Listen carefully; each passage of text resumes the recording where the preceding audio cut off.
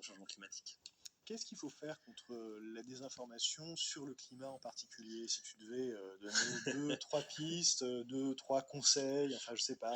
Alors, Qu'est-ce qu'il faudrait faire? ça dépend du type de désinformation et ça dépend de la personne aussi qui est en face.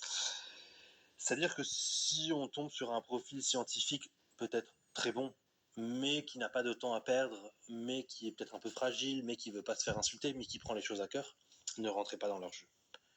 Ne répondez pas. Restez discret parce que c'est chronophage et ça peut être aussi parfois un peu perturbant de se recevoir des insultes.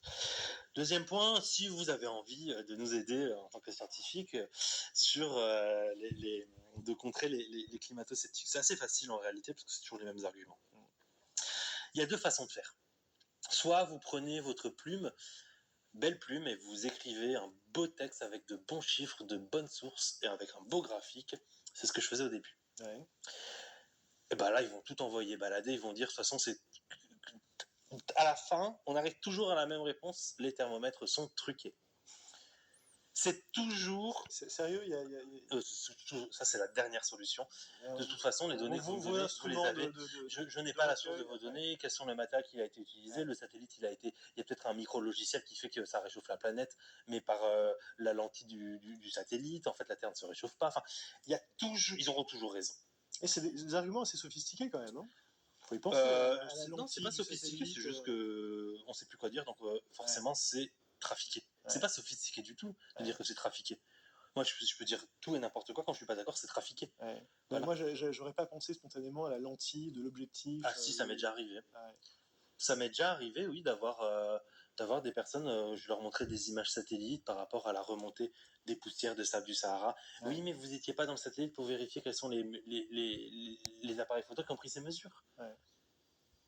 Oui, on remet oui, c'est vraiment l'étape ultime, on remet en cause le capteur, quoi. C'est de l'hypercriticisme. C'est vraiment, on essaie d'être hyper critique. Moi j'appelle ça de l'hyperstupidité, mais après si vous voulez plus de l'hypercriticisme, allez-y.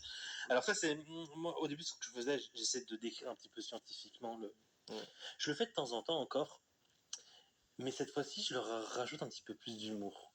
Et là vous allez comprendre pourquoi. Je mets par exemple un petit bisou à la fin, où je mets un truc, une phrase d'accroche qui va donner envie de lire, genre mais vous racontez complètement de la merde.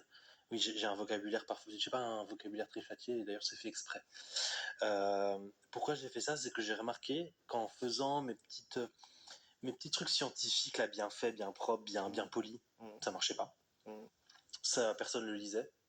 On faisait pas de ratio, c'est quand on a plus de likes dans la réponse que le post d'origine. Ça, tu en fais souvent des ratios. Ah, j'en fais tout le temps, tous les jours. J'adore. Et par contre, les jeunes ne lisaient pas. C'est trop propre. Donc, faut être un peu disruptif. Alors moi, j'adore être disruptif parce que en fait, il y a le Serge là qui parle bien. Puis après sur les réseaux sociaux, j'ai une petite pointe d'humour qui fait qu'en fait les jeunes lisent. D'accord. Et ce qui est intéressant, c'est quand j'ai commencé à faire cette petite pointe d'humour, un petit peu narquois, un petit peu taquin, un petit peu je rabaisse de temps en temps.